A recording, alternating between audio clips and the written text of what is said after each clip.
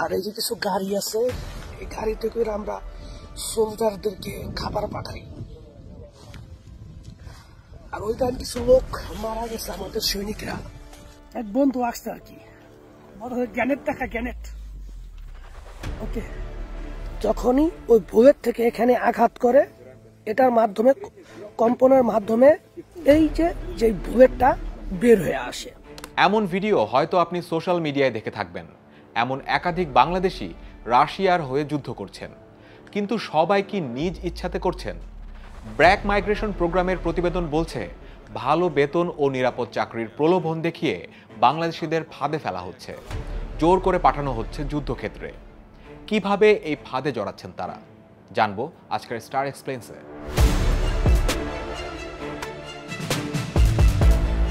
ব্র্যাকের এই প্রতিবেদনের নাম promises written in blood, how legal migration turned into forced recruitment in the Ukraine Russia war. প্রতিবেদনটি তৈরি করা হয়েছে রাশিয়া থেকে বেঁচে ফেরা মানুষের বর্ণনা ও পরিবারগুলোর সাক্ষ্য নিয়ে। বাংলাদেশের বেশ কিছু রিক্রুটিং এজেন্ট বেশি টাকার চাকরির প্রলোভন দেখিয়ে বাংলাদেশ থেকে মানুষ পাঠাচ্ছে রাশিয়াতে। রাশিয়ায় গিয়ে এসব মানুষ দালালদের হাতে পড়ছে। দালালরা তাদের সৈন্য বা শ্রমিক হিসেবে রুশ সেনাবাহিনীর হাতে তুলে দিচ্ছে। কিন্তু খুব আশ্চর্যের বিষয় হলো, ব্র্যাক বলছে সবাই নিয়ম মেনেই রাশিয়াতে গিয়েছিলেন।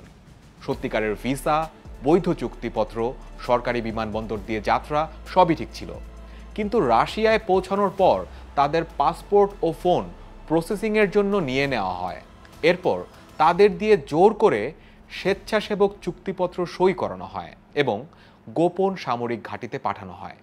কিন্তু এই বাংলাদেশিরা কেউ যুদ্ধ করতে রাশিয়াতে যাননি।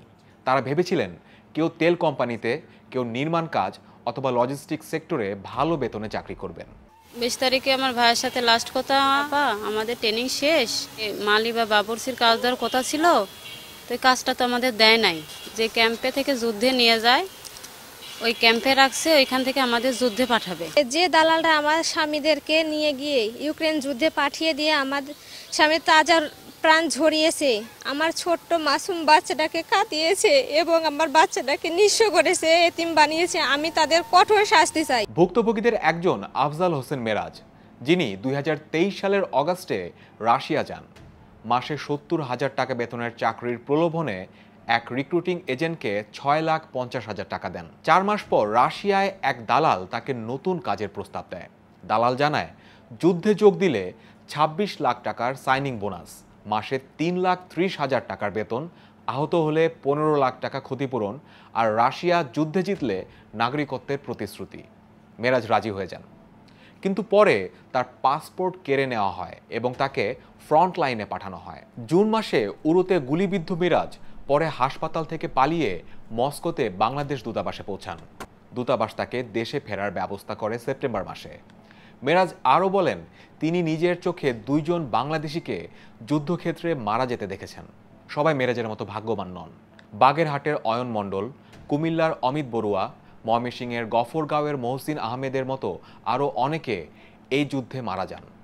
এদের অনেকের পরিবার পররাষ্ট্র মন্ত্রণালয়ে আবেদন করে সহায়তা চেয়েছে। ইউক্রেনের যুদ্ধে যে যারা যাচ্ছে, আসলে কেউই কিন্তু এখানে ইউক্রেনের যুদ্ধে যাচ্ছে বলে কেউ যাচ্ছে না বাংলাদেশ থেকে।